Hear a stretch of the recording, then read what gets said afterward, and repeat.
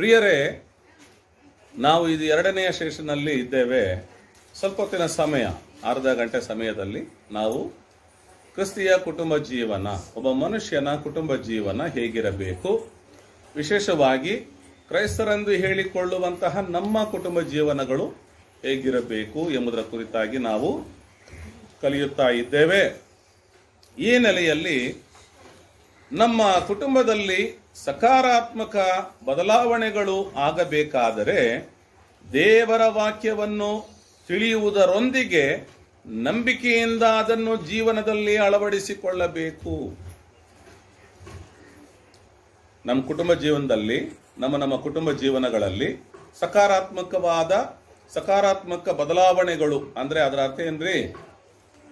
ನಾವು ನೆನೆಸ್ತೀವಲ್ಲ, ಹಿಂಗಿದ್ರೆ ಚೆನ್ನಾಗಿರುತ್ತೆ, ಹಿಂಗಿದ್ರೆ ಚೆನ್ನಾಗಿರುತ್ತೆ ನೆನೆಸ್ತೀವಲ್ಲ, ಅದನ್ನು ಸಕಾರಾತ್ಮಕ ಅಂತ ಹೇಳ್ತೇವೆ ಕನ್ನಡದಲ್ಲಿ. ನಕಾರಾತ್ಮಕ ಅಂದ್ರೆ ಅಯ್ಯೋ ಹಿಂಗಿರ್ಬಾರ್ದಪ್ಪ, ಅಯ್ಯೋ ಹಿಂಗಾಗ್ಬಿಡ್ಬಾರ್ದು ನನ್ನ ಜೀವನದಲ್ಲಿ ಅಂತ ನೆನೆಸ್ತು ನೋಡ್ರಿ, ಅದನ್ನ ನಕಾರಾತ್ಮಕ ಅಂತ ಹೇಳ್ತೀವಿ. ಹಾಗಿರುವಾಗ ನಮ್ಮ ಕುಟುಂಬ ಜೀವನಗಳಲ್ಲಿ ಸಕಾರಾತ್ಮಕವಾದ ಬದಲಾವಣೆಗಳು, ಈಗ ಎಷ್ಟೋ ವಿಷಯಗಳು ನಮ್ಮ ಕುಟುಂಬಗಳಲ್ಲಿ ನಕಾರಾತ್ಮಕವಾದ ಸಮಸ್ಯೆಗಳಿರ್ಬೋದು. ಅಂದರೆ ಸಮಸ್ಯೆಗಳು, ಕಷ್ಟಗಳು, ಬಾಧೆಗಳು, ಹೋರಾಟಗಳು, ಕೆಲವಾರು ವಿಚಾರಗಳಿಗೆ ನಮಗೆ ಈ ಸಮಸ್ಯೆಗೆ ಬಿಡುಗಡೆನೇ ಇಲ್ವಾ ಅನ್ನೋ ಥರದ ಪ್ರಶ್ನೆಗಳಿರ್ಬೋದು. ಆದರೆ ಇಂಥ ವಿಷಯಗಳಿಂದ ನಮ್ಮ ಜೀವನದಲ್ಲಿ ಸಕಾರಾತ್ಮಕವಾದ ಬದಲಾವಣೆಗಳು, ಒಳ್ಳೆಯ ಬದಲಾವಣೆಗಳು, ದುಸ್ಥಿತಿಯಿಂದ ಒಳ್ಳೆಯ ಸ್ಥಿತಿಗೆ ನಾವು ಬರಬೇಕೆಂದು ಬಯಸುವುದಾದರೆ ದೇವರ ವಾಕ್ಯವನ್ನು ತಿಳಿಯುವುದರೊಂದಿಗೆ, ಬೈಬಲನ್ನು ತಿಳಿದುಕೊಳ್ಳುವುದರೊಂದಿಗೆ ನಂಬಿಕೆಯಿಂದ ಅದನ್ನು ಜೀವನದಲ್ಲಿ ಅಳವಡಿಸಿಕೊಳ್ಳಬೇಕು. ಇದು ತಿಳ್ಕೊಂಡಿದ್ದೀವಿ, ಹೌದು ಬರೆದಿದೆ, ಆದರೆ ನಮ್ಮ ಜೀವನದಲ್ಲೇ ಏನು ನಡೀತಾ ಇಲ್ಲ. ಹೌದು, ಬೈಬಲ್ನಲ್ಲಿ ಬರೆದಿರೋದನ್ನು ಬೋಧಕರು ಬೋಧನೆ ಮಾಡಿದ್ದಾರೆ, ಆದರೆ ನನ್ನ ಜೀವನದಲ್ಲಿ ಅದು ಯಾವುದು ನಡೆದ ಹಾಗೆ ಕಾಣೋದಿಲ್ಲ.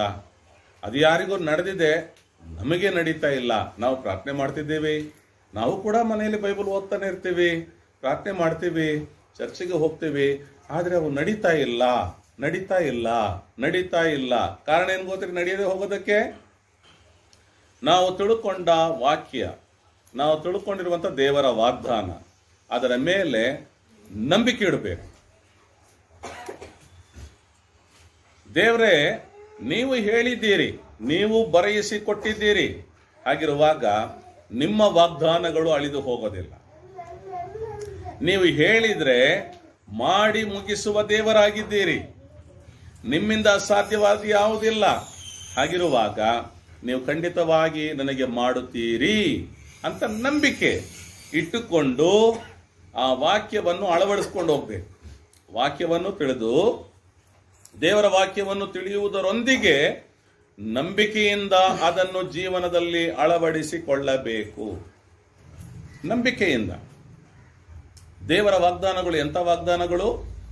ಜೀವವುಳ್ಳ ವಾಗ್ದಾನಗಳು, ಜೀವ ವಾಗ್ದಾನಗಳು. ದೇವರ ವಾಕ್ಯವು ಎಂಥ ವಾಕ್ಯ?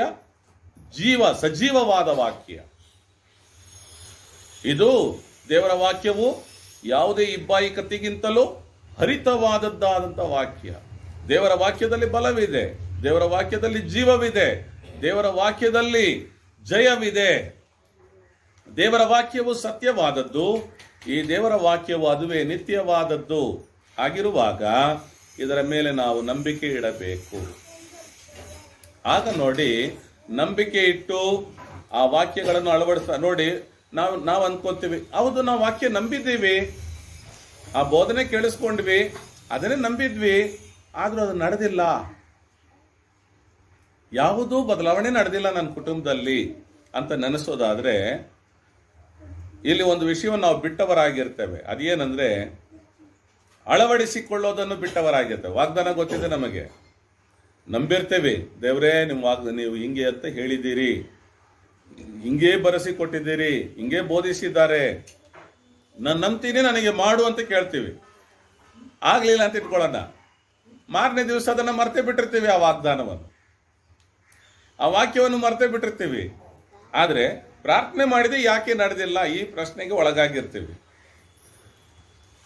ಇಲ್ಲಿ ವಿಷಯ ಏನು ಗೊತ್ತ್ರಿ, ವಾಕ್ಯವನ್ನು ಕೇಳಿದೆವು ಅಥವಾ ಓದಿದೆವು ಅಥವಾ ಗ್ರಹಿಸಿಕೊಂಡೆವು, ತಿಳಿದುಕೊಂಡ ಮೇಲೆ ಅದರ ಮೇಲೆ ನಂಬಿಕೆ ಇಟ್ಟುಕೊಂಡೆವು.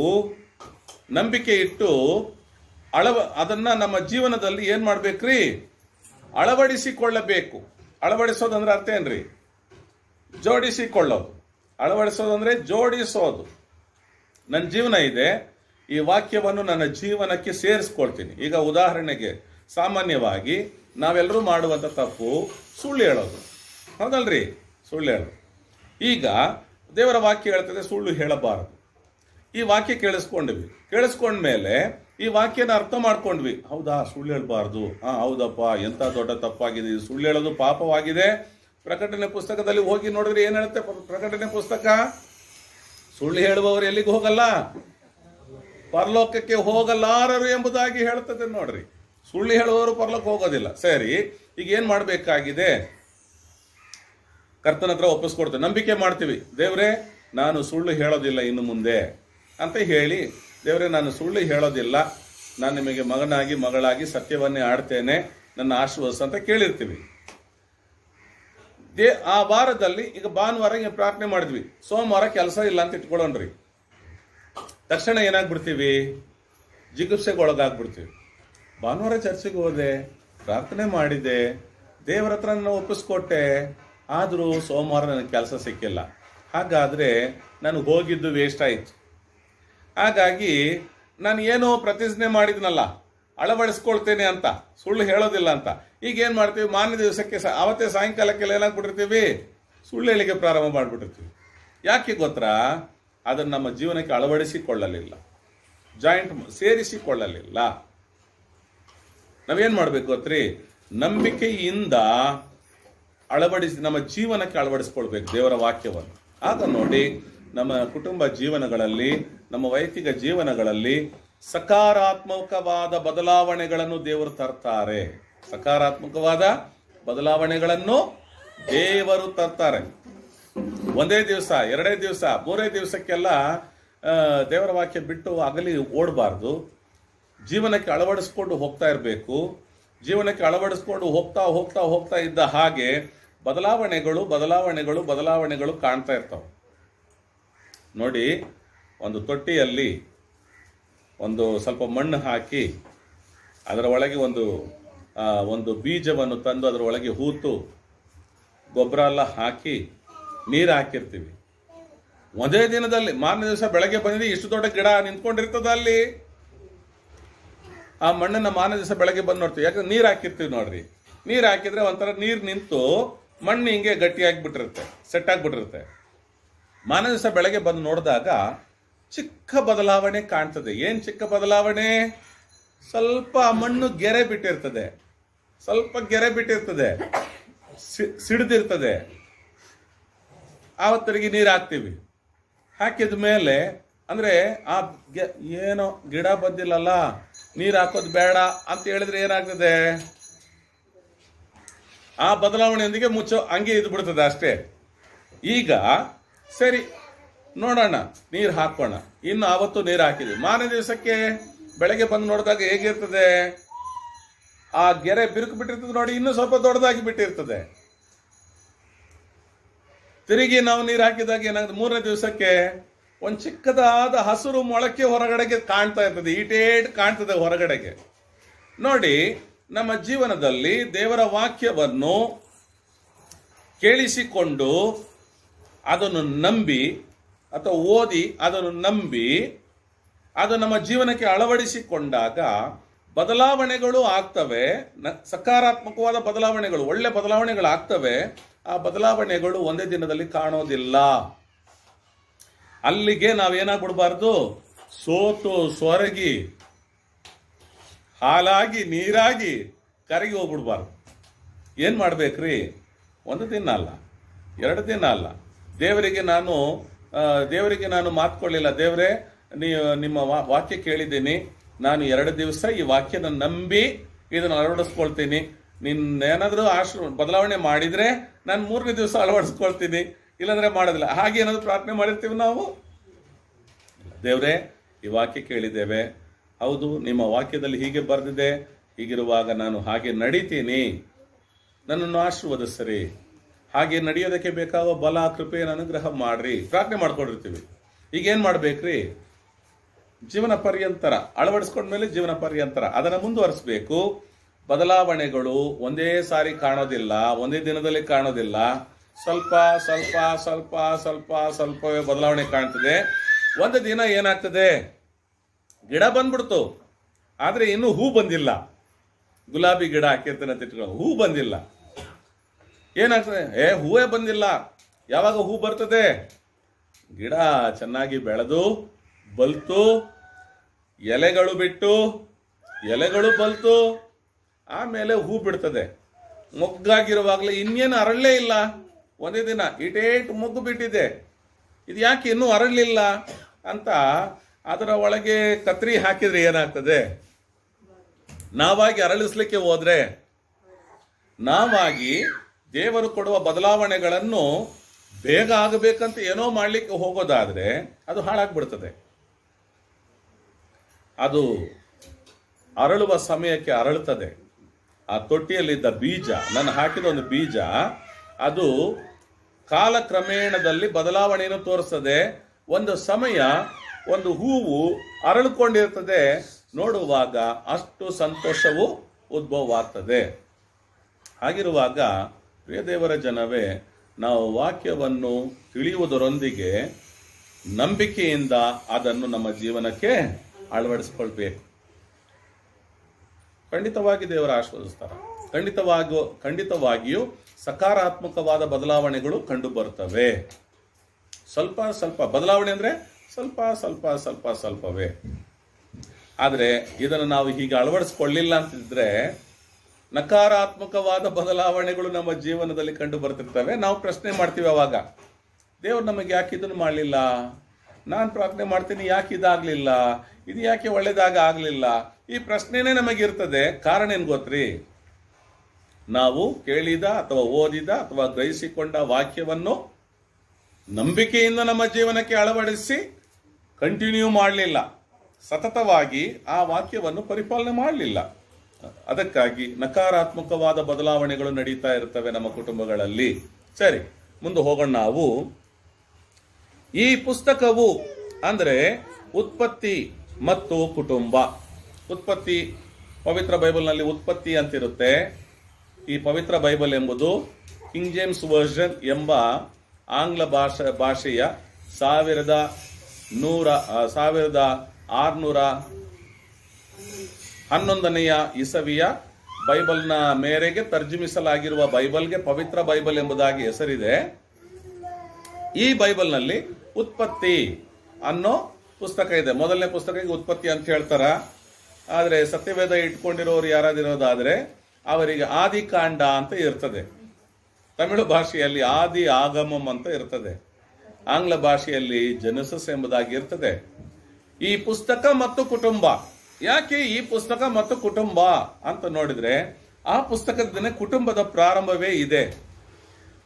ಉತ್ಪತ್ತಿ ಎಂಬ ಪುಸ್ತಕದಿಂದನೇ ಕುಟುಂಬದ ಉತ್ಪತ್ತಿ, ಲೋಕದ ಉತ್ಪತ್ತಿ, ಸೃಷ್ಟಿಯ ಉತ್ಪತ್ತಿ, ಪಾಪದ ಉತ್ಪತ್ತಿ, ರಕ್ಷಣೆಯ ಉತ್ಪತ್ತಿ, ವಾಗ್ದಾನದ ಉತ್ಪತ್ತಿ, ಕೃಪೆಯ ಉತ್ಪತ್ತಿ ಎಲ್ಲವೂ ಎಲ್ಲಿದೆ ಅಂತ ಹೇಳಿದ್ರೆ ಉತ್ಪತ್ತಿ ಎಂಬ ಪುಸ್ತಕದಿಂದ. ಆದಿಕಾಂಡ ಮೊದಲನೇ ಪುಸ್ತಕ, ಬೈಬಲ್ನಲ್ಲಿ ಮೊದಲನೆಯ ಪುಸ್ತಕದಲ್ಲಿ ಇದೆ. ಹೀಗಿರುವಾಗ ನಾವು ತೆಗೆದುಕೊಳ್ಳುತ್ತಿರುವಂತಹ ವಿಷಯ ಏನಾಗಿದೆ ಅಂದ್ರೆ ಕುಟುಂಬ, ಹೌದಲ್ರಿ? ಹಾಗಿರುವಾಗ ಉತ್ಪತ್ತಿ ಮತ್ತು ಕುಟುಂಬ, ಇಲ್ಲಿಗೆ ಹೋಗೋಣ. ಈ ಒಂದು ಉತ್ಪತ್ತಿಯ ಈ ಪುಸ್ತಕದ ವಿಷಯವಾಗಿ ನಾವು ಕೆಲವು ವಿಷಯಗಳನ್ನ ನಿಮಗೆ ಮಾತಾಡಲಿಕ್ಕೆ ಬಯಸ್ತೇನೆ. ಈ ಪದ ಆದಿಕಾಂಡ ಎಂಬುದರ ಅರ್ಥ ಪ್ರಾರಂಭ ಎಂಬುದಾಗಿದೆ. ಈ ಪುಸ್ತಕದಲ್ಲಿ ಸೃಷ್ಟಿ, ಪಾಪ, ನ್ಯಾಯ ತೀರ್ಪು ಮತ್ತು ರಕ್ಷಣೆ ಬೇರೆ ವಿಷಯಗಳ ಬಗ್ಗೆ ಬಿಡಿಸಿ ಹೇಳುವುದರಿಂದ ಈ ಪುಸ್ತಕಕ್ಕೆ ಉತ್ಪತ್ತಿ ಎಂದು ಕರೆಯುತ್ತಾರೆ. ಇದೇ ಪುಸ್ತಕವು ಪುರುಷನ ಸೃಷ್ಟಿ, ಸ್ತ್ರೀಯ ಸೃಷ್ಟಿ, ಮದುವೆ ಮತ್ತು ಸಂಸಾರಗಳ ವಿಷಯದಲ್ಲಿ ಬಹಳ ಆಳವಾಗಿ ಕಲಿಸುತ್ತದೆ. ಹಲವು ಕ್ರೈಸ್ತರು ಇಂದು ಉತ್ಪತ್ತಿ ಅಂದರೆ ಆದಿಕಾಂಡ ಎಂಬ ಈ ಪುಸ್ತಕದ ಖಚಿತತೆಯನ್ನು ಪ್ರಶ್ನಿಸುತ್ತಾರೆ. ಆದರೆ ಸತ್ಯ ಇದಾಗಿದೆ, ಆದಿಕಾಂಡವು ಅಸ್ಥಿವಾರದ ಕಡೆಗೆ ತಿರುಗುವ ಸೂಚನೆ ಕೊಡುತ್ತದೆ. ಈ ಉತ್ಪತ್ತಿ ಎಂಬ ಪುಸ್ತಕ ಎಲ್ಲಿಗೆ ನಮಗೆ ಸೂಚನೆ ಕೊಡ್ತದೆ? ಈ ಪುಸ್ತಕವು ಯಾವುದರ ಕಡೆಗೆ ನಮಗೆ ಸೂಚನೆ ಕೊಡ್ತದೆ ರೀ? ಅಸ್ಥಿವಾರದ ಕಡೆಗೆ, ಪ್ರಾರಂಭದ ಕಡೆಗೆ. ಬುನಾದಿ, ಅಸ್ಥಿವಾರ ಎಲ್ಲಿರ್ತದೆ? ಅಸ್ಥಿವಾರ ಎಲ್ಲಿರ್ತದೆ? ಹೆಂಗ ಭೂಮಿ ಒಳಗಿರ್ತದೆ ಅಸ್ಥಿವಾರ. ಮೇಲೆ ಕಾಣ್ತದ? ಮೇಲೆ ಕಾಣಲ್ಲ. ಅಸ್ಥಿವಾರ ಭೂಮಿ ಅಡಿಯಲ್ಲಿ ಇರ್ತದೆ, ಕಟ್ಟಡ ಭೂಮಿಗೆ ಮೇಲೆ ಇರ್ತದೆ. ಅಸ್ಥಿವಾರ ಯಾರಿಗಾದ್ರೂ ಕಾಣ್ತದ? ಕಾಣಲ್ಲ. ಕಟ್ಟಡ ಕಾಣ್ತದೆ, ಆದ್ರೆ ಕಾಣುವ ಕಟ್ಟಡವು ಅಸ್ಥಿವಾರದ ನಿಮಿತ್ತವಾಗಿ ನಿಂತ್ಕೊಂಡಿದೆ. ಅಸ್ಥಿವಾರ, ಕಾಣದಿರುವ ಅಸ್ಥಿವಾರ ಇಲ್ಲದಿದ್ರೆ ಕಾಣುವ ಕಟ್ಟಡ ನೆಲೆಯಾಗಿ ನಿಲ್ಲಲಾರದು. ಹಾಗಿರುವಾಗ ಈ ಉತ್ಪತ್ತಿ ಎಂಬ ಪುಸ್ತಕವು ನಮ್ಮನ್ನು ಅಸ್ಥಿವಾರದ ಕಡೆಗೆ, ನಮ್ಮನ್ನು ಆಧಾರದ ಕಡೆಗೆ ನಡೆಸ್ತದೆ. ಇದರಲ್ಲಿ ವಾಕ್ಯ ನೋಡ್ಕೊಳ್ಳೋಣ್ರಿ. ವಾಕ್ಯದ ಕಡೆಗೆ ಹೋಗೋದಕ್ಕೆ ಮುನ್ನ ಯೇಸು ಮತ್ತು ಅಪೊಸ್ತಲರು ಉತ್ಪತ್ತಿಯ ದಾಖಲೆಯನ್ನು ನಂಬಿದರು. ಈ ಉತ್ಪತ್ತಿ ಪುಸ್ತಕದ ಕುರಿತು, ಅಂದ್ರೆ ಆದಿಕಾಂಡ ಪುಸ್ತಕದ ಕುರಿತು ಬಹಳ ಮಂದಿ ಪ್ರಶಂಸಿಸ್ತಾರೆ, ಪ್ರಶ್ನಿಸ್ತಾರೆ. ಅದು ಯಾರು ಹೇಳಿದ್ದು ಹಾಗೆ ಅಂತ? ದೇವರು ಮಣ್ಣಿಂದನೇ ಮನುಷ್ಯನ ಮಾಡಿದ್ರ ಅಂತ ನೀವು ಹೇಳ್ತಿರಲ್ಲ, ನೀವು ನೋಡಿದ್ರಾ? ಪ್ರಶ್ನೆ, ನೀವು ನೋಡಿದ್ರಾ? ಸರಿ, ದೇವರೇ ಮನುಷ್ಯರನ್ನ ಮಾಡಿದ್ರ ಅಂತ ಹೇಳ್ತಾರಲ್ಲ, ದೇವರಿದ್ದದನ್ನು ನೀವು ನೋಡಿದ್ರಾ? ಮತ್ತೆ ನೀವು ಉತ್ಪತ್ತಿ ಪುಸ್ತಕದ ಒಳಗೆ, ಆದಿಕಾಂಡ ಪುಸ್ತಕದ ಒಳಗೆ ಹೋಗುವಾಗ ಅದು ಆ ಜನಗಳಿಗೆ ಪ್ರಶ್ನೆ ಹೇಗಿರ್ತದೆ ಗೊತ್ತಾ? ಅದೇನೋ ಭೂಮಿ ಆಕಾಶ ಉಂಟಾಗ್ಲಿ ಅಂದ್ರೆ ಉಂಟಾಯ್ತಂತೆ. ಅದೆಂಗ ಉಂಟಾಗ್ತದೆ? ಮನುಷ್ಯರ ಪ್ರಶ್ನೆ ಹೀಗೆ, ಅದೆಂಗ ಉಂಟಾಗ್ತದೆ ಹೇಳಿದ್ರೆ?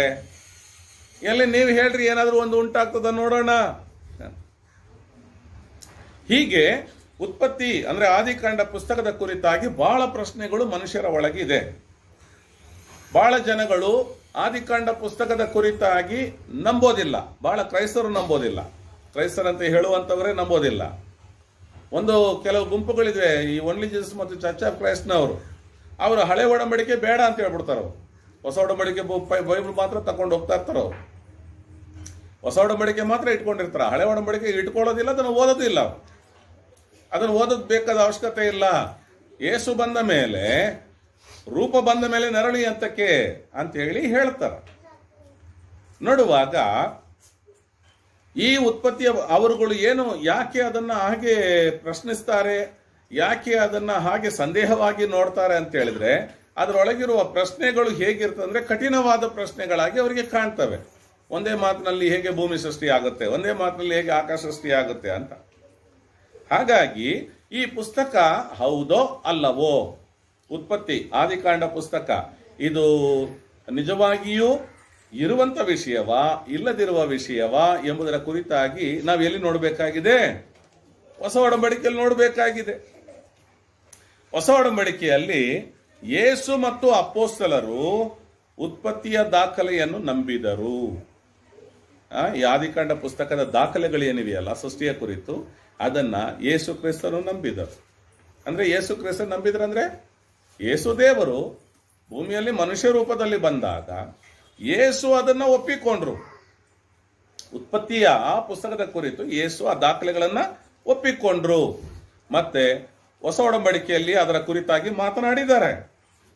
ಪೌಲನು ಕೂಡ, ಅಂದ್ರೆ ಅಪೊಸ್ತಲರುಗಳು ಕೂಡ ಉತ್ಪತ್ತಿ ಪುಸ್ತಕದ ಕುರಿತ ದಾಖಲೆಗಳನ್ನು ನಂಬಿದ್ದರು. ಅದನ್ನು ಅವರು ಬರೆದಿಟ್ಟಿದ್ದಾರೆ. ಮತ್ತಾಯನ ಬರೆದ ಸುವಾರ್ತೆ 19ನೇ ಅಧ್ಯಾಯ, ಮತ್ತಾಯನ ಬರೆದ ಸುವಾರ್ತೆ 19ನೇ ಅಧ್ಯಾಯ 3ರಿಂದ 5ನೇ ವಚನ ಯಾರಾದ್ರೂ ಒಬ್ರು ಓದ್ತೀರಿ?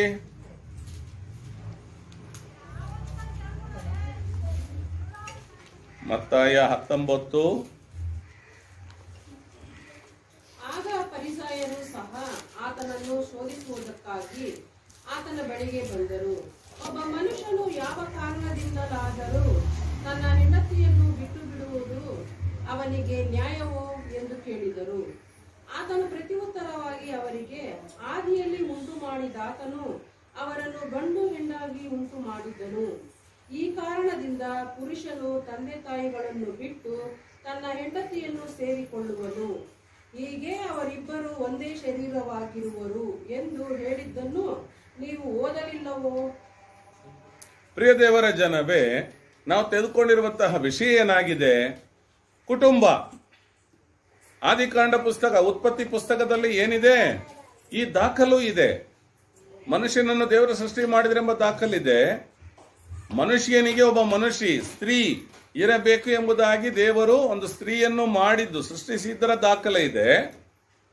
ಇವರಿಬ್ಬರನ್ನು ಒಟ್ಟಾಗಿ ಕೂಡಿಸಿದ್ದರ ದಾಖಲೆ ಉತ್ಪತ್ತಿ ಪುಸ್ತಕ ಆದಿಕಾಂಡದಲ್ಲಿದೆ.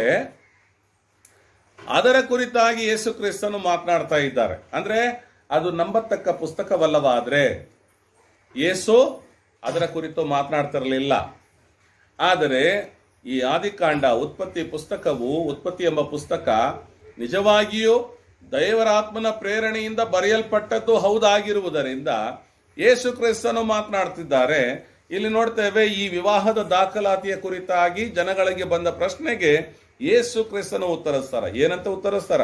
ಆಗ ಫರಿಸಾಯರು ಸಹ ಆತನನ್ನು ಶೋಧಿಸುವುದಕ್ಕಾಗಿ ಆತನ ಬಳಿಗೆ ಬಂದು, ಒಬ್ಬ ಮನುಷ್ಯನು ಯಾವ ಕಾರಣದಿಂದಲಾದರೂ ತನ್ನ ಹೆಂಡತಿಯನ್ನು ಬಿಟ್ಟು ಬಿಡುವುದು ಅವನಿಗೆ ನ್ಯಾಯವೋ ಎಂದು ಕೇಳಿದರು. ಆತನು ಪ್ರತ್ಯುತ್ತರವಾಗಿ ಅವರಿಗೆ, ಆದಿಯಲ್ಲಿ ಉಂಟು ಮಾಡಿದಾತನು ಅವರನ್ನು ಗಂಡು ಹೆಣ್ಣಾಗಿ ಉಂಟು ಮಾಡಿದನು. ಈ ಕಾರಣದಿಂದ ಒಬ್ಬ ಪುರುಷನು ತಂದೆ ತಾಯಿಗಳನ್ನು ಬಿಟ್ಟು ತನ್ನ ಹೆಂಡತಿಯನ್ನು ಸೇರಿಕೊಳ್ಳುವನು. ಹೀಗೆ ಅವರಿಬ್ಬರು ಒಂದೇ ಶರೀರವಾಗಿರುವರು ಎಂದು ಹೇಳಿದ್ದನ್ನು ನೀವು ಓದಲಿಲ್ಲವೋ? ಏನಾಗಿದೆ? ಫರಿಸಾಯರ ಪ್ರಶ್ನೆ ಏನು? ಏನಾದರೂ ಹೆಂಡತಿ, ಕೆಲವರಿಗೆ ಇರ್ತದಲ್ಲ, ಹೆಂಡತಿ ಹಳೇದಾಗ್ಬಿಟ್ರೆ ಏನಾದರೂ ಒಂದು ಕಾರಣ ಕೊಟ್ಟು ಡಿವೋರ್ಸ್ ಕೊಟ್ಬಿಡ್ಬೇಕು. ಹಳೇದಾಗ್ಬಿಡ್ತಲ್ಲ, ಚೆನ್ನಾಗಿಲ್ಲಲ್ಲ, ಅಂದ್ರೆ ಕಟ್ಟೋವಾಗ ಚೆನ್ನಾಗಿತ್ತು, ಈಗ ಕಾಲ ಹೋಗ್ತಾ ಇದ್ದಾಗ ಈಗ ಚೆನ್ನಾಗಿಲ್ಲ, ಹಳೇದಾಗ್ಬಿಟ್ಟಿದೆ, ಬೋರ್ ಹೊಡೆದ್ಬಿಟ್ಟಿದೆ, ಸಾಕನಿಸ್ಬಿಟ್ಟಿದೆ, ಈ ಹೆಂಡತಿ ಭಾಳ ಕಿರಿಕಿರಿ ಮಾಡ್ತಾಳ, ಭಾಳ ಜಗಳ ಮಾಡ್ತಾಳ, ಈ ಹೆಂಡತಿಯನ್ನು ತೃಪ್ತಿಪಡಿಸಲಿಕ್ಕೆ ನನಗೆ ಆಗೋದಿಲ್ಲ, ಅಥವಾ ಹೆಂಡತಿ ರೂಲ್ಸ್ ರೆಗ್ಯುಲೇಷನ್ ಜಾಸ್ತಿ ಆಗಿದೆ, ಈಗ ಏನು ಮಾಡಬೇಕು? ಬಿಟ್ಬಿಟ್ರೆ? ಇದು ಹಲವರಲ್ಲಿ ಇರ್ತದೆ ಇಂಥ ಪ್ರಶ್ನೆಗಳು. ಈಗ ಬಿಡೋದಂತ ಹೇಳುವಾಗ ಬಿಡೋದಕ್ಕೆ ಕಾರಣ ಬೇಕಲ್ಲ, ಏನಾದರೂ ಒಂದು ಕಾರಣ ಕೊಡಬೇಕು. ಇಲ್ಲ, ಅವಳು ಭಾಳ ಪ್ರಶ್ನೆ ಕೇಳ್ತಾಳೆ ಅದಕ್ಕೆ ಬಿಟ್ಬಿಡ್ತೀನಿ, ಯಾರು ಒಪ್ಪಲ್ಲ. ಅಥವಾ ಯಾವಾಗ ನೋಡಿದ್ರು ಏನಾದರೂ ಒಂದು ಕಿರಿಕಿರಿ ಮಾಡ್ತಾಳೆ ಅದಕ್ಕೆ ನನಗೆ ಇಷ್ಟ ಇಲ್ಲ, ಯಾರು ಒಪ್ಪಲ್ಲ. ಏನಪ್ಪ ಅಂಥ ದೊಡ್ಡ ವಿಷಯ ಏನಲ್ಲ, ಬಿಡಪ್ಪ ಅಂತ ಹೇಳ್ಬಿಡ್ತಾರೆ. ಅದಕ್ಕೆ ಮುಖ್ಯವಾದ ಕಾರಣಗಳು ಕೊಡಬೇಕು. ಇಲ್ಲಿ ಫರಿಸಾಯರುಗಳು ಬಂದು ಯೇಸುವಿನ ಹತ್ರ ಶೋಧಿಸ್ತಾ ಇದ್ದಾರೆ, ಯೇಸುವನ್ನು ಶೋಧಿಸ್ಲಿಕ್ಕೆ ಬಂದಿದ್ದಾರ. ಇವ್ರು ಹೇಳ್ತಾರ, ಯಾವುದಾದರೂ ಕಾರಣದಿಂದ ಒಬ್ಬ ಪುರುಷನು ತನ್ನ ಹೆಂಡತಿಯನ್ನ ಬಿಟ್ಬಿಡ್ಬಹುದಾ? ಬಿಟ್ಬಿಡ್ಬಹುದು ಅಂತ ಹೇಳಿದ್ರೆ ಏನಿರ್ತದೆ? ಯೇಸು ಹೇಳಿದ್ರು ಬಿಟ್ಬಿಡ್ತೀನಿ ಅಂತ. ಯೇಸು ಹೇಳಿದ್ರು ಬಿಟ್ಬಿಡ್ತೀನಿ. ಆದ್ರೆ ಯೇಸು ಕ್ರಿಸ್ತನ್ ಯಾವುದನ್ನ ಯೋಚನೆ ಮಾಡ್ತಿದಾರ? ಉತ್ಪತ್ತಿ ಆದಿಯಲ್ಲಿ ಉಂಟು ಮಾಡಿದ್ದನ್ನು ದೇವರು ಏನಾಗಿ ಉಂಟು ಮಾಡಿದ್ರು? ಗಂಡು ಮತ್ತು ಹೆಣ್ಣಾಗಿ ಉಂಟು ಮಾಡಿದನು. ಉಂಟು ಮಾಡಿ ಏನ್ ಮಾಡಿದ್ರು? ಈ ಕಾರಣದಿಂದ ಒಬ್ಬ ಪುರುಷನು ತಂದೆ ತಾಯಿಗಳನ್ನು ಬಿಟ್ಟು ತನ್ನ ಹೆಂಡತಿಯನ್ನು ಸೇರಿಕೊಳ್ಳುವನು. ಹೀಗೆ ಅವರಿಬ್ಬರು ಒಂದೇ ಶರೀರವಾಗಿರುವರು ಎಂದು ಹೇಳಿದ್ದನ್ನು ನೀವು ಓದ್ಲಿಲ್ವಾ? ಏನು ಓದ್ಲಿಲ್ವಾ? ಆದಿಕಾಂಡ ಪುಸ್ತಕ ಓದ್ಲಿಲ್ವಾ ನೀವು? ಹಾಗಾದ್ರೆ ಯೇಸು ಏನ್ ಹೇಳ್ತಿದಾರ? ಅದನ್ನ ಓದ್ಬೇಕಂತ ಹೇಳಿ ಕೊಡ್ತಾ ಇದ್ದಾರ. ಅದಕ್ಕಾಗಿ ನಾವು ಹೊಸ ಒಡಂಬಡಿಕೆ ಮಾತ್ರ ನಮಗೆ ಬೈಬಲ್ ಅಲ್ಲ, ಹಳೆ ಒಡಂಬಡಿಕೆ ಹೊಸ ಒಡಂಬಡಿಕೆ ಸೇರಿಯೇ ಬೈಬಲ್. ಬೈಬಲ್ ಅಲ್ಲಿ ಎಷ್ಟು ಪುಸ್ತಕಗಳಿವೆ? 66 ಪುಸ್ತಕಗಳಿವೆ. ಹಳೆ ಒಡಂಬಡಿಕೆ ಇಲ್ಲದೆ ಹೊಸ ಒಡಂಬಡಿಕೆ ಇಲ್ಲ. ಹೊಸ ಒಡಂಬಡಿಕೆ ಬರೋದಕ್ಕಾಗಿ ಹಳೆ ಒಡಂಬಡಿಕೆ ಇದೆ. ಪ್ರಿಯರೇ, ಯೇಸು ಕ್ರಿಸ್ತನು ಏನ್ ಹೇಳ್ಕೊಡ್ತದ್ರ? ನೀವು ಅದನ್ನ ಓದ್ರಿ, ಅದನ್ನ ತಿಳ್ಕೊಳ್ರಿ. ಅಲ್ಲಿದೆ ರಹಸ್ಯ. ಏನಂತಿದೆ ರಹಸ್ಯ? ದೇವರು ಮನುಷ್ಯನನ್ನು ಆದಿಯಲ್ಲಿ ಉಂಟು ಮಾಡುವಾಗ ಗಂಡು ಹೆಣ್ಣಾಗಿ ಉಂಟು ಮಾಡಿದನು. ಹೀಗೆ ಪುರುಷನು ತನ್ನ ತಂದೆ ತಾಯಿಗಳನ್ನು ಬಿಟ್ಟು ಏನಂತೆ ಪುರುಷನು. ಹಾಗಾದ್ರೆ ಸ್ತ್ರೀಗೆ ಯಾಕೆ ಹೇಳಿಲ್ಲ? ಸ್ತ್ರೀಗೆ ಏನು ಹೇಳಿಲ್ವೇ? ಪುರುಷನಿಗೆ ಮಾತ್ರ ಹೇಳಿದೆ, ಹೌದಲ್ರ? ಸ್ತ್ರೀಗೆ ಏನು? ಈ ಮನೆಯಲ್ಲಿ ಅವ ಪುರುಷ ಇದ್ದಾನ, ಬೇರೆ ಮನೆಯಿಂದ ಸ್ತ್ರೀ ಹೆಣ್ಣು ಮಗಳು ಬರ್ತಾಳ. ಬಂದ್ರೆ ತಂದೆ ತಾಯಿಗಳನ್ನ ಬಿಟ್ಟು ಅವನು ತನ್ನ ಹೆಂಡತಿಯನ್ನ ಸೇರ್ಕೊಳ್ತಾನೆ. ಸ್ತ್ರೀ ಆದವಳು ತನ್ನ ತಾಯಿ ಮನೆಯನ್ನು ಬಿಟ್ಟು ಬಂದು ಪುರುಷನ ಜೊತೆಗೆ ಸೇರ್ಕೋಬೇಕು. ಪುರುಷನು ತನ್ನ ತಂದೆ ತಾಯಿಗಳನ್ನು ಬಿಟ್ಟು ಹೆಂಡತಿ ಜೊತೆಗೆ ಸೇರ್ಕೋಬೇಕು. ಹೆಂಡತಿ ಮನೆಯಲ್ಲಿ ಸೇರ್ಕೋಬೇಕಲ್ಲ, ಹೆಂಡತಿ ಜೊತೆಗೆ ಸೇರ್ಕೋಬೇಕು. ಸ್ತ್ರೀ ಆದವಳು ತಾಯಿ ಮನೆಯನ್ನೇ ಬಿಟ್ಟು ಗಂಡನನ್ನು ಸೇರ್ಕೋಬೇಕು. ಪುರುಷನಾದವನು ತನ್ನ ತಂದೆ ತಾಯಿಗಳನ್ನು ಬಿಟ್ಟು ಹೆಂಡತಿಯನ್ನು ಸೇರಿಕೊಳ್ಬೇಕು. ಹಾಗಾದ್ರೆ ಪ್ರತಿ ಸ್ತ್ರೀ ಏನಾಗಿರ್ತಾಳ? ತನ್ನ ತಂದೆ ತಾಯಿಯ ಮನೆಯನ್ನು ಬಿಟ್ಟು ಗಂಡನ ಮನೆಗೆ ಬರ್ತಾಳ. ಗಂಡನಾಗುವವನು ಏನಾಗಿರ್ತಾನ? ತನ್ನ ತಂದೆ ತಾಯಿಗಳನ್ನು ಬಿಟ್ಟು ತನ್ನ ಹೆಂಡತಿಯನ್ನು ಸೇರಿಕೊಳ್ಳುವನಾಗಿ ಇರ್ತಾನೆ. ನೋಡುವಾಗ ಹೀಗೆ ಸೇರಿಕೊಂಡವರನ್ನು ಬೈಬಲ್ನಲ್ಲಿ ಏನಂತ ಹೇಳಲ್ಪಟ್ಟಿದೆ? ಉತ್ಪತ್ತಿಯಲ್ಲಿ, ಇನ್ನು ಅವರು ಇಬ್ಬರಲ್ಲ ಒಂದೇ ಶರೀರವಾಗಿರುವರು. ಗಂಡ ಹೆಂಡತಿ ಏನಾಗಿದ್ದಾರ? ಒಂದೇ ಶರೀರ. ಏನ್ ತಿಮ್ಮತ್ತಣ್ಣ? ಗಂಡ ಹೆಂಡತಿ ಒಂದೇ ಶರೀರ. ಹಾಗಾದ್ರೆ ಗಂಡನಿಗೂ ಹೆಂಡತಿಗೂ ಒಂದೇ ಶರೀರ ಅಂತ ಹೇಳೋದಾದ್ರೆ ಅದರ ಅರ್ಥ ತಾನೇ ಏನು? ಇಬ್ಬರಲ್ಲಿ ಒಂದೇ ಆಲೋಚನೆ, ಒಂದೇ ಆಶೆ, ಒಂದೇ ಅನಿಸಿಕೆ. ಸರಿ, ಒಂದೇ ಆಲೋಚನೆ ಹೆಂಗ್ ಬಂದ್ಬಿಡುತ್ತೆ? ಇಬ್ಬರಿಗೆ ತಲೆ ಎರಡಿದೆಯಲ್ಲ, ಈ ತಲೆ ಏನೋ ಹೇಳ್ತದೆ, ಹೆಣ್ಣು ತಲೆ ಏನೋ ಹೇಳ್ತದೆ, ಗಂಡು ತಲೆ ಏನೋ ಹೇಳ್ತದೆ. ಈ ಇಬ್ಬರ ಆಲೋಚನೆ ಒಂದೇ ಆಗಬೇಕಾದ್ರೆ ಏನ್ ಮಾಡ್ಬೇಕ್ರಿ? ಏನ್ ಮಾಡ್ಬೇಕು ಪ್ರಮೀಳಮ್ಮ? ತಿಳ್ಕೋಬೇಕು. ಮತ್ತೆರ ಅಮ್ಮ சொல்லுங்க சொல்லுங்க சொல்ல வந்த சும்மா இது குழப்பி விட்டுறீங்க ಪಾಸ್ಟರ್. ಈ ಇಬ್ಬರು ಒಟ್ಟಿಗೆ ಮಾತಾಡ್ಬೇಕು. ಗಂಡ ಹೆಂಡತಿ ಇಬ್ರು ಕೂತ್ಕೊಂಡು ಒಟ್ಟಿಗೆ ಮಾತಾಡ್ಬೇಕು.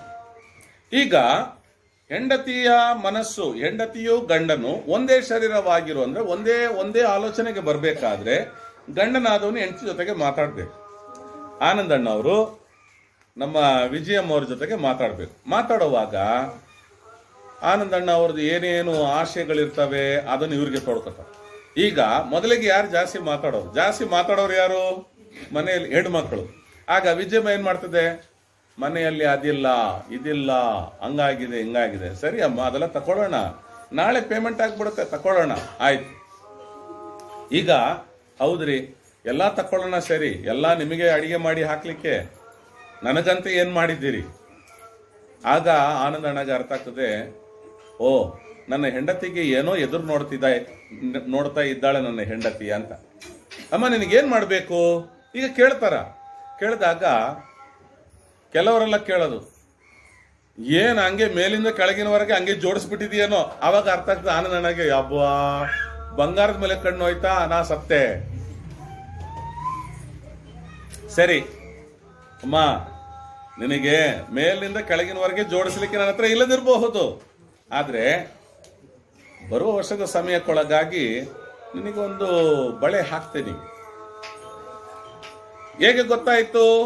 ಈ ತಾಯಿಯ ಈ ಒಂದು ತಾಯಿಯ ಆಶಯಗಳು, ಅವಶ್ಯಕತೆಗಳು ಅವರ ಯಜಮಾನರಿಗೆ ಹೇಗೆ ಗೊತ್ತಾಗ್ತದೆ? ಮಾತನಾಡೋದ್ರಿಂದ ಗೊತ್ತಾಗ್ತದೆ. ಸರಿ, ಮಾತಾಡ್ತಾ ತಾಯಿ ಹೇಳ್ಬಿಡ್ತು, ವಿಜಯಮ್ಮ ಹೇಳ್ಬಿಡ್ತು, ಬರೋ ವರ್ಷಕ್ಕೊಳಗಾಗಿ ಏನಾದ್ರೂ ಮಾಡ್ತೀನಿ ಅಂದಾಗ ಇವ್ರಿಗೆ ಏನ್ ಅರ್ಥ ಆಗ್ತದೆ? ಬಹಳ ಕಷ್ಟಪಡ್ತಾರ ನನ್ನ ಗಂಡ, ಅಷ್ಟು ಕಷ್ಟಪಟ್ಟು ದುಡಿದ್ರು ನಮಗಾಗಿ ತಾನೇ ಎಲ್ಲ ಮಾಡ್ತಾರ, ಎಲ್ಲ ನಮಗೆ ಖರ್ಚು ಮಾಡ್ತಿರೋವಾಗ ನಾನು ಬಂಗಾರ ಕೇಳಿದ್ರೆ ಅದಕ್ಕಂತ ಎಲ್ಲಿ ಇನ್ನೂ ಸಂಪಾದನೆ ಮಾಡ್ಲಿಕ್ಕೆ ಹೋಗ್ತಾರೆ, ಎಲ್ಲ ತಗೊಂಬಂದು ಇಲ್ಲೇ ಹಾಕ್ಬಿಡ್ತಿದಾರಲ್ಲ. ಹಾಗಾದ್ರೆ ನನ್ನ ಗಂಡನಿಗೆ ನೋವಾಗಿರ್ಬೋದೇನೋ ನಾನು ಮಾತಾಡಿದ್ದರಿಂದ. ಅದಕ್ಕೆ ಬಳೆ ಬೇಡ ಸ್ವಾಮಿ, ನನ್ನ ಚೆನ್ನಾಗಿ ನೋಡ್ಕೊಂಡ್ರೆ ಸಾಕು. ಇಬ್ಬರು ಕೂಡ್ಕೊಂಡು ಮಾತನಾಡೋದ್ರಿಂದ ಏನಾಗ್ತದೆ ಅಂದ್ರೆ ಅವರಿಬ್ಬರ ಒಳಗೆ ಒಪಿನಿಯನ್, ಆಲೋಚನೆಗಳು ಒಂದಾಗ್ತದೆ.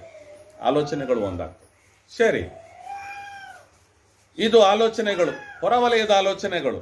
ಈಗ ಅಂತರಂಗದಿಂದಲೇ ಒಬ್ಬರು ಸರಿಯಾಗಿ ಬಿಡಬೇಕಾದ್ರೆ, ಇಬ್ಬರು ಒಂದೇ ಆಗಬೇಕಾದ್ರೆ ಅಂತರಂಗದಿಂದ ಈ ಇಬ್ಬರು ಕೂಡ, ಗಂಡ ಹೆಂಡತಿ ಎಂಬ ಇಬ್ಬರು ಕೂಡ ವಾಕ್ಯದ ಪ್ರಕಾರದಲ್ಲಿ ತಮ್ಮ ಆಲೋಚನೆಗಳನ್ನು ಒಗ್ಗೂಡಿಸ್ಕೊಳ್ಬೇಕು. ವಾಕ್ಯ ಬೈಬಲ್ ಎಂಬುದು ಆನಂದ್ ಬ್ರದರ್ ಓದುವಾಗ ಬೇರೆ ಬೇರೆ ಪ್ರಿಂಟಿಂಗು, ವಿಜಯಂ ಅವರು ಓದ್ಬೇಕಾದ್ರೆ ಬೇರೆ ಬೇರೆ ಅಕ್ಷರಗಳಾಗಿ ಬದಲಾವಣೆ ಆಗ್ತಾವ? ಇಲ್ಲ. ನಾವೆಲ್ಲರೂ ಓದುವಾಗ ಎಲ್ಲರ ಬೈಬಲ್ನಲ್ಲೂ ಹೀಗೆ ಇರ್ತಾವ ವಾಕ್ಯಗಳು. ನೋಡುವಾಗ ಇಬ್ಬರು ಒಂದು ವಾಕ್ಯವನ್ನು ಓದುವಾಗ ಆ ವಾಕ್ಯವು ಒಂದೇ ರೀತಿಯಲ್ಲಿ ಇರೋದರಿಂದ ಆ ವಾಕ್ಯವನ್ನು ಅರ್ಥ ಮಾಡಿಕೊಳ್ಳುವ ರೀತಿ ಬದಲಾವಣೆ ಆಗಿರ್ಬೋದೇನ? ಆಗ ಈಗ ಗಂಡ ಹೆಂಡತಿ ಇಬ್ರು ಆ ವಾಕ್ಯದ ಕುರಿತು ಚರ್ಚೆ ಮಾಡುವಾಗ ಈ ವಾಕ್ಯ ಹೀಗೇನಾ ರೀ ಅಂತ ವಿಜಯಂ ಅವ್ರು ಕೇಳಿದಾಗ ಇಲ್ಲ, ಒಂದು ಸಮಯದಲ್ಲಿ ಪ್ರಸಂಗದಲ್ಲಿ ನಾವು ಕೇಳಿದ್ವಿ, ಜ್ಞಾಪಕ ಇದೆಯಾ? ಈ ವಾಕ್ಯ ಹಿಂಗಲ್ಲ, ಈ ವಾಕ್ಯವು ಈ ರೀತಿ ಅರ್ಥ ಹೇಳ್ತದೆ. ಹೌದಾ? ಅದು ಹೇಗೆ? ಈಗ ಏನಾಗ್ತದೆ, ಆನಂದ್ ಬ್ರದರ್ ಇನ್ನೂ ಪ್ರಯಾಸ ಪಡ್ತಾರ. ಏನ್ ಪ್ರಯಾಸ ಪಡ್ತಾರ? ಈ ವಾಕ್ಯ ಇದೇ ಅರ್ಥವನ್ನು ಹೇಳ್ತದೆ ಅನ್ನೋದಕ್ಕೆ ನಾನು ಏನ್ ಮಾಡ್ಬೇಕು? ಅದಕ್ಕೆ ಇನ್ನೊಂದೊಂದು ಸಾಕ್ಷಿ, 2 ಅಥವಾ 3 ಸಾಕ್ಷಿಗಳು ಬೇಕಲ್ಲ. ಈಗ ಏನ್ ಮಾಡ್ತಾರ? ಈ ಬೈಬಲ್ನ ಕೆಳಗೆ ಏನಿದೆ? ರೆಫರೆನ್ಸ್ ಇದೆ. ಇಲ್ಲಿಗೆ ಬರ್ತಾರ, ಬಂದು ನೋಡ್ಬಿಟ್ಟು, ನೋಡ್ಮ ಈ ವಾಕ್ಯಕ್ಕೆ ಸಂಬಂಧಪಟ್ಟ ಮತ್ತೊಂದು ವಾಕ್ಯ ಅಲ್ಲಿದೆ ನೋಡು, ಅಲ್ಲಿ ಓದ್ತಾರ ವಿಜಯಮ್ಮ. ಓದಿದಾಗ ಹೌದ್ರಿ, ಈ ವಾಕ್ಯ ಇದಕ್ಕೆ ಹೇಳಿದೆ. ಈಗ ಏನಾಗ್ತಾರೆ? ಇಬ್ಬರ ಮನಸ್ಸಿನಲ್ಲಿರುವ ಅನಿಸಿಕೆಗಳು ಒಂದೇ ಆಗ್ತಾವ, ಅಂತರಂಗದ ಅನಿಸಿಕೆಗಳು ಒಂದೇ ಆಗ್ತಾವ. ಈಗ ಗಂಡ ಹೆಂಡತಿ ಏನೋ ಒಂದು ಸಮಸ್ಯೆ ಬಂದ್ಬಿಡ್ತು, ಇಬ್ರು ಸೇರ್ಕೊಂಡು, ನೋಡ್ಮ ಈ ಬೈಬಲ್ನ ವಾಕ್ಯದಲ್ಲಿ ಹಿಂಗಿದೆ, ಹೀಗಿರುವಾಗ ನೀನ್ ಯಾಕೆ ಯಾವಾಗ ನೋಡಿದ್ರೆ ಹೀಗೆ ಮಾತಾಡ್ತಿ? ಹೆಣ್ಣು ಮಕ್ಕಳಿಗೆ ಯಾವಾಗ್ಲೂ ಏನು, ನನ್ನ ಮಕ್ಕಳಿಗೆ ಏನ್ ಮಾಡಿಕ್ಕಿದ್ದಿ? ಮೊದಲು ಏನ್ ಜಗಳ, ನನಗೇನ್ ಮಾಡಿಕ್ಕಿದ್ದಿ? ಎರಡನೇದಾಗ ಏನ್ ಜಗಳ, ನನ್ನ ಮಕ್ಕಳಿಗೆ ಏನ್ ಮಾಡಿಕ್ಕಿದ್ದಿ? ನಾನು ಸಾಯ್ಲಿ ಬಿಡು, ನನ್ನ ಮಕ್ಕಳಿಗೆ ಏನ್ ಮಾಡಿಕ್ಕಿದ್ದಿ? ಈಗ ಗಂಡನಾದವರು ಅದನ್ನ ಬಾಯಿ ಮಸೂರು ಕೂತ್ಕೋ ಅಂತ ಹೇಳಿದ್ರೆ ಏನಾಗ್ತದೆ? ಸಮಸ್ಯೆ ಏನು ದೊಡ್ಡದಾಗ್ತದೆ ಬಿಟ್ರೆ ಚಿಕ್ಕದಾಗೋದಿಲ್ಲ. ಈಗ ಏನ್ ಮಾಡ್ಬೇಕಾಗ್ತದೆ? ನೋಡ್ಮ, ನನಗೆ ಬರುವಂತ ಆದಾಯ ಕೊಂಚ ಸ್ವಲ್ಪ, ಅದು ಆಶೀರ್ವಾದವಾಗಿ ದೇವರ ಕೃಪೆಯಿಂದ ಈಶ್ವರಿಗೆ ಓಡಿಸಿ ಹೋಗಿದ್ದೇವೆ. ದೇವರು ಆದಾಯವನ್ನು ಹೆಚ್ಚಾಗಿ ಕೊಡ್ಲಿ, ಪ್ರಾರ್ಥನೆ ಮಾಡೋಣ. ನಾನು ಸೇರಿ ಪ್ರಾರ್ಥನೆ ಮಾಡೋಣ.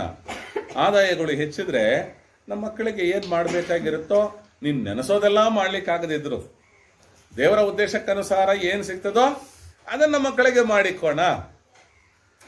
ಮಾಡಿಕ್ತೀನಿ ಅನ್ನೋದಕ್ಕಿಂತ ಮಾಡಿ ಇಕ್ಕೋಣ. ಇಬ್ರು ಸೇರಿಯೇ ಗಂಡ ದುಡ್ಕೊಂಬ 10,000 ಕೊಡ್ತಾರ ತಗೊಂಬಂದು, ಹೆಂಡತಿ ಟಕ್ಕಂತ 8,000 ಸೀರೆ ತೆಗೆದ್ಬಿಡ್ತು. ಏನ್ ಮಾಡಿ ಇಕ್ಕೋದು? ಮಾಡಿ ಇಕ್ಕೋದು ಇಲ್ಲ, ತಕ್ಕೊಳ್ಳೋದಕ್ಕೂ ಏನಿಲ್ಲ ಅಲ್ಲಿ.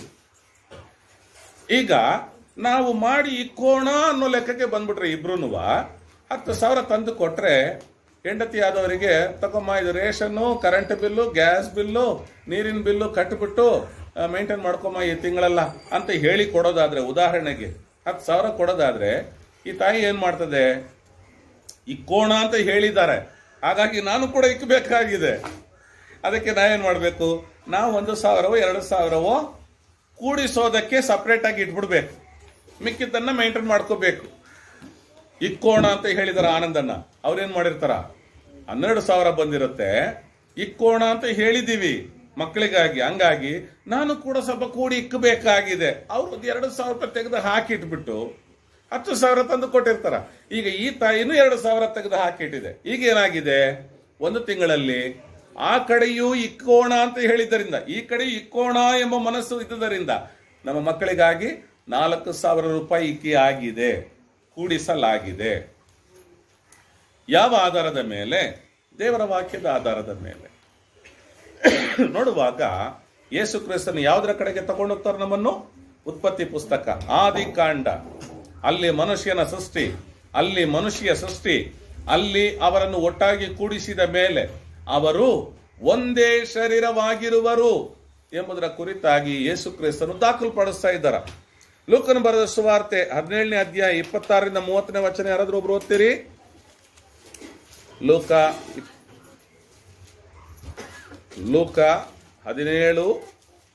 17ನೇ ಅಧ್ಯಾಯ 26ರಿಂದ 30ನೇ ವಚನದವರೆಗೆ. ಮತ್ತು ನೋಹನ ದಿವಸಗಳಲ್ಲಿ ಹೇಗೆ ಇತ್ತೋ ಅದೇ ರೀತಿಯಲ್ಲಿ ಮನುಷ್ಯಕುಮಾರನ ದಿವಸಗಳಲ್ಲಿಯೂ ಇರುವುದು.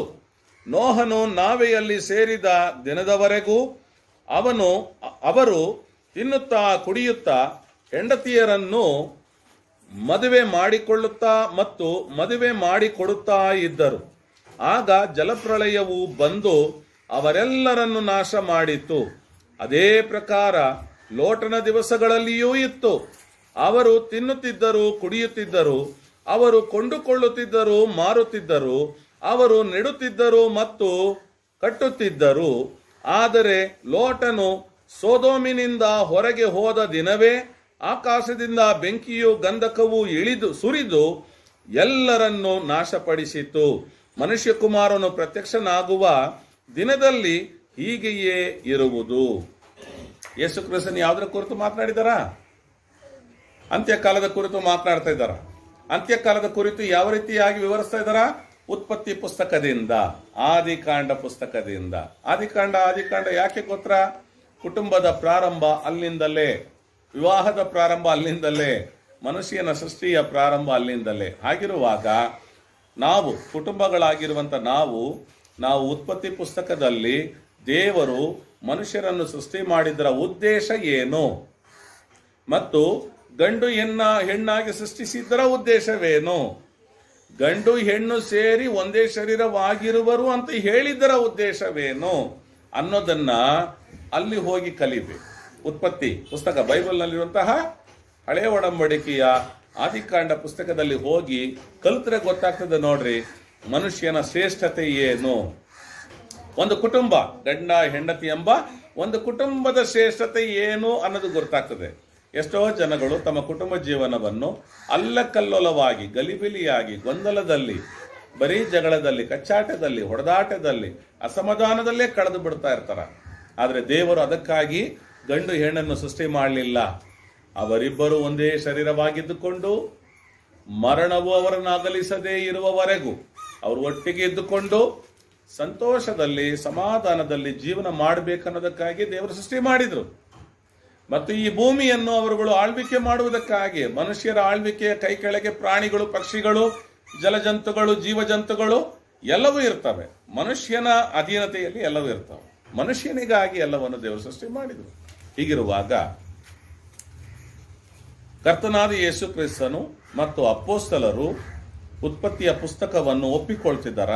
ಉತ್ಪತ್ತಿಯಲ್ಲಿರುವಂತಹ ಕುಟುಂಬದ ದಾಖಲೆಯನ್ನು ಅವರುಗಳು ಗುರುತಿಸುವವರಾಗಿದ್ದಾರೆ. ಹಾಗಿರುವಾಗ ನಾವು ಕೂಡ ಉತ್ಪತ್ತಿ ಪುಸ್ತಕದಲ್ಲಿ, ಅಂದ್ರೆ ಆದಿಕಾಂಡ ಪುಸ್ತಕದಲ್ಲಿ ಏನು ದಾಖಲಿದೆಯೋ ಅದನ್ನು ನಾವು ಕೂಡ ಅನುಸರಿಸುವವರಾಗಿರ್ಬೇಕು. ಒಪ್ಪಿಕೊಳ್ಬೇಕು, ನಂಬಿಕೆಯಿಂದ ಅದನ್ನು ಅನುಸರಿಸುವವರಾಗಿರ್ಬೇಕು.